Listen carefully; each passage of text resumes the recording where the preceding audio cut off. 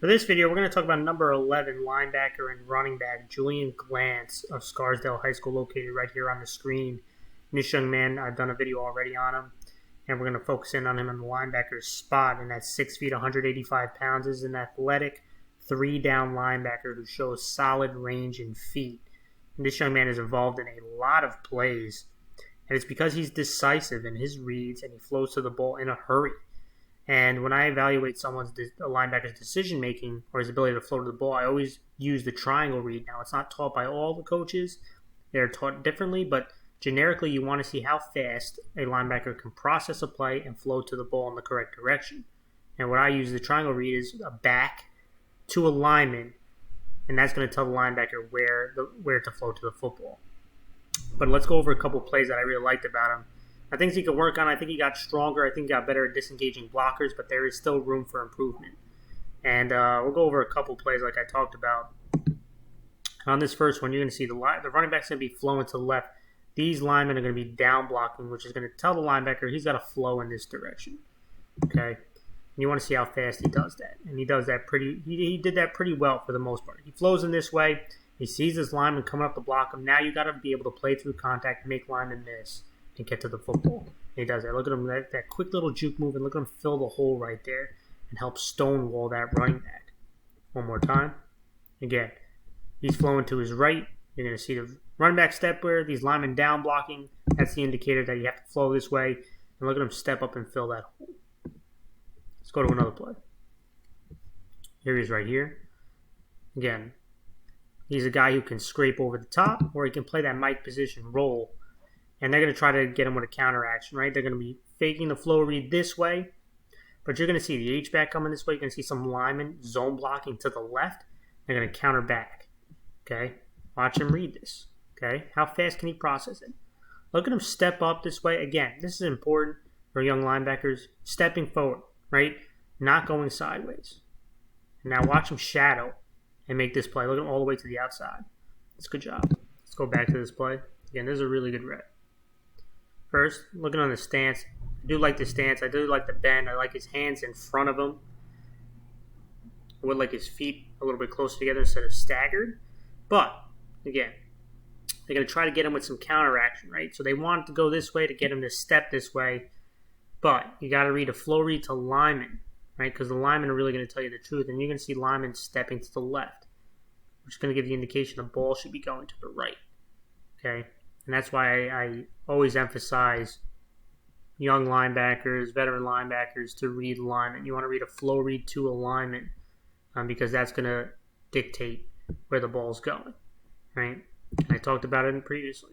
Okay, look at him step forward, right? This is where the linebacker depth usually was. See, he's 2 to 3 yards already.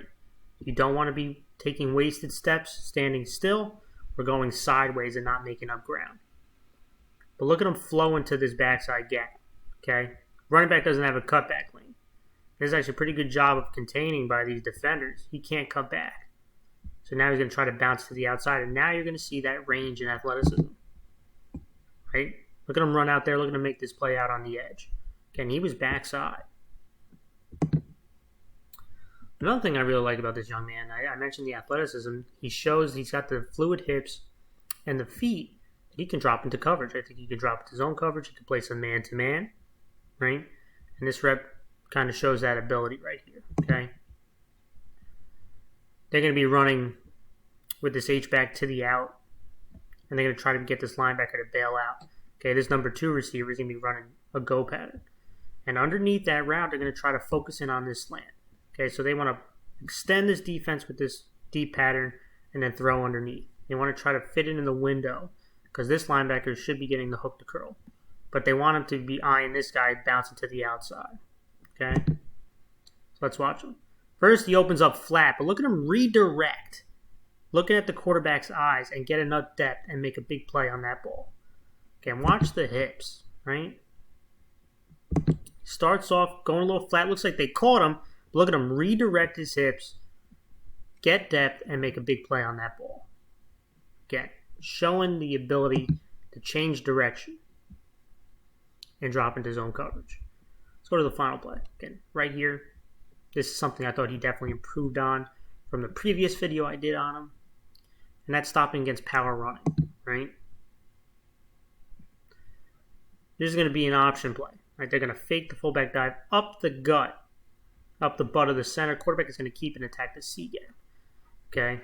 Again, reading a flow read. When a flow read goes right up the center, at least in the triangle reads, their eyes should be looking at the guard right in front of them and stepping forward, okay? When he does that now, if flow read goes to him, which is going to be the quarterback, is going to pull the ball and keep it. Now he's going to scrape towards the C gap. And why does he choose the C gap? Because this defensive lineman is entering the B gap, right? So he's going to scrape across to that C. He also has help outside from this defensive end. Okay. But the most important thing I want to focus in on is his ability to hold strong at the point of attack when a lineman blocks him. Okay, look at him step forward again, not afraid of the contact. Lineman gets a good shot on him, but he doesn't move, right? They're stalemated here. He's going to scrape over the top to make this play. Okay, look at him fight over the top, and then look at him make that play right there. Gets help in on that tackle. But it starts looking, step forward, right? Attack the blocker, use his hands to get off of him, and make the play. And I do think this young man is one of the better linebackers returning in Section 1, especially in 1AA.